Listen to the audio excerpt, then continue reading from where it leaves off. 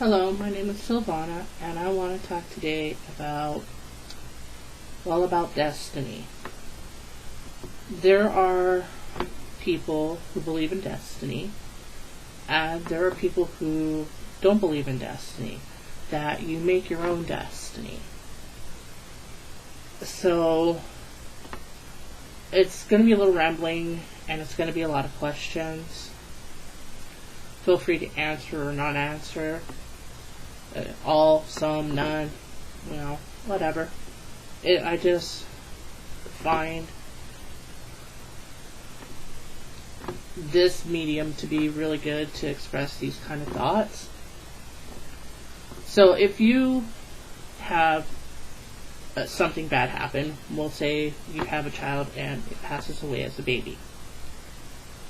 If you believe in destiny, some people, I'm not going to say it's ever going to be easy to get over something like that, because I know it's not, although I personally haven't had that experience. However, it may be slightly easier if you have that belief of they were destined to go. It was their time, especially if it's coupled with the belief of heaven or some other religious thing like heaven. You can tell I was raised Christian. Well, I don't exactly follow that belief system. So you're going to get a lot of Christian belief system out of me.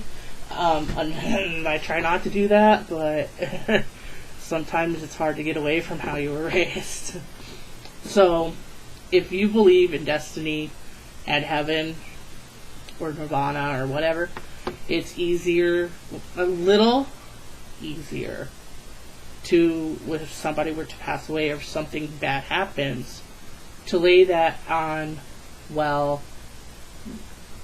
it was meant to happen, it was destined to happen, or your deity made it happen, and so there is a purpose behind this. They're trying to teach you something. It's a lesson. There's a capsule for that, and I need to learn whatever it is.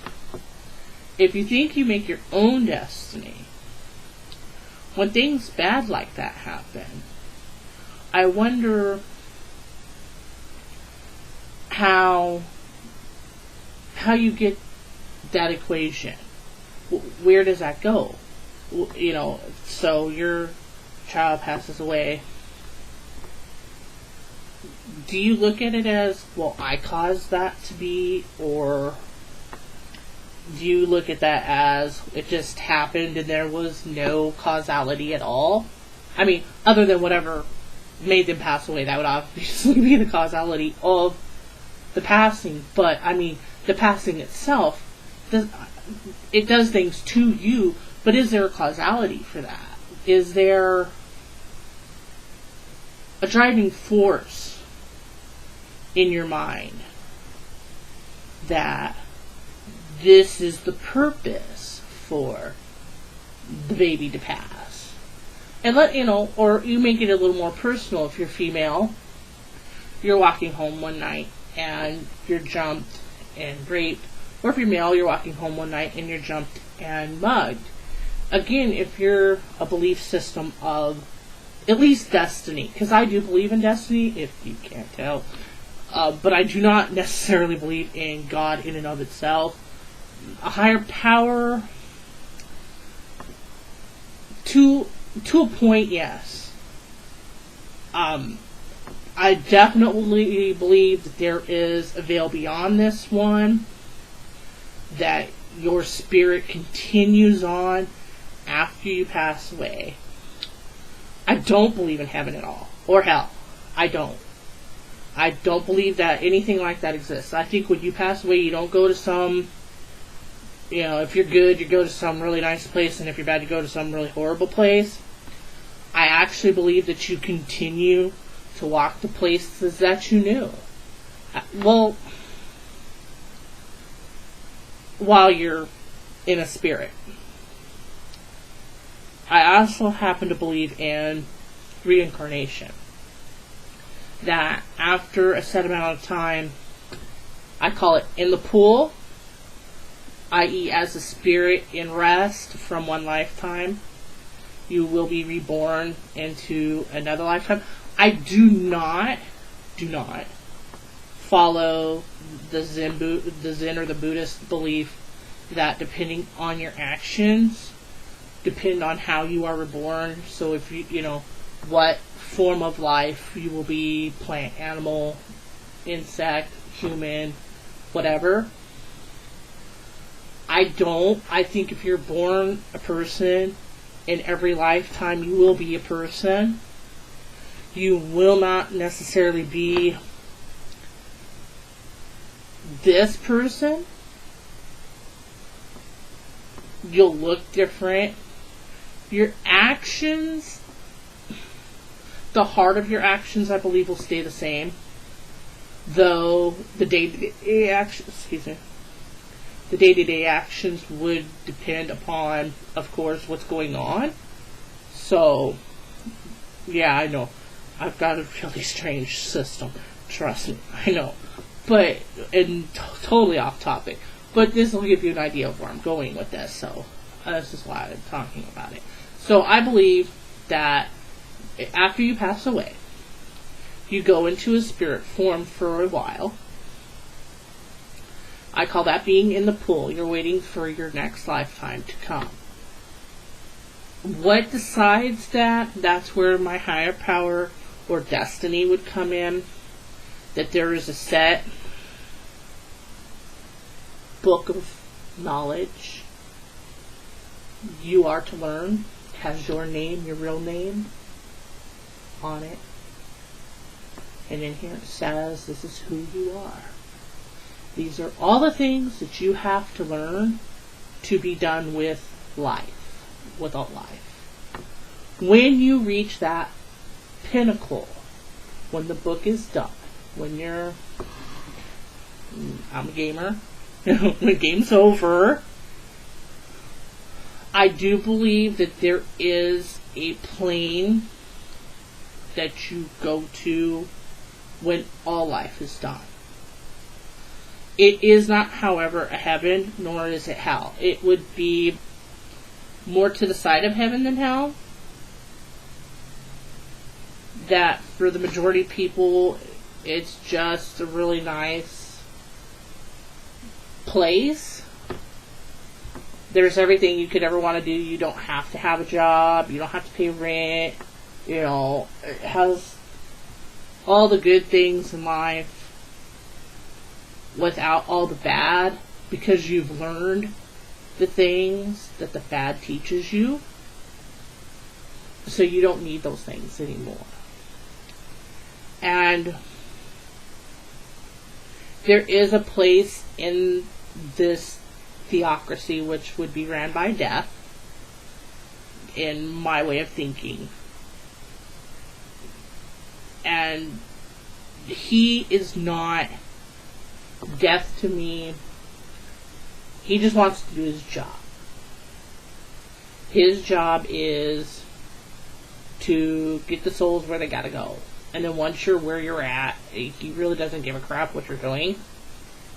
He doesn't care if you drink. He doesn't care if you curse. He doesn't care. He really doesn't care what you're doing. If you're, and this again is probably going to look bad, but don't care if you're a murderer. Don't care if you commit suicide. This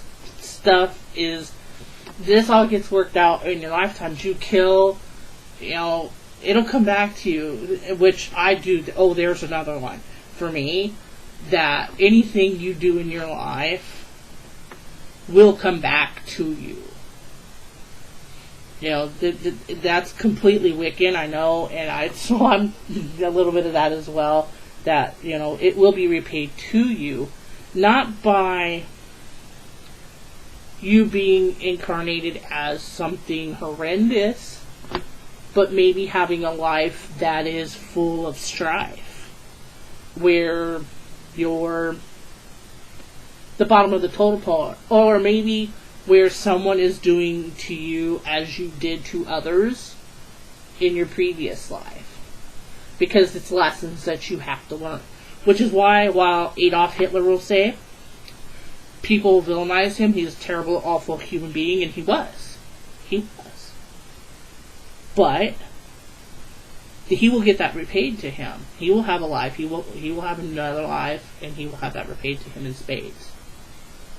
If it's something in his book that he's a completely irredeemable soul, which I do believe there are some souls that, for lack of a better word, are plainly evil. They are made, and no matter what life they go to, they will find some way to be bad. To maim, murder, kill, hurt. You know, it's just what they do. So, there is a section of eternity, once their life is done, that they would go to, that is just basically nothing. It's void. There is souls there, but they cannot see, nor communicate, nor have, you know, because soul to soul, I think souls can touch each other.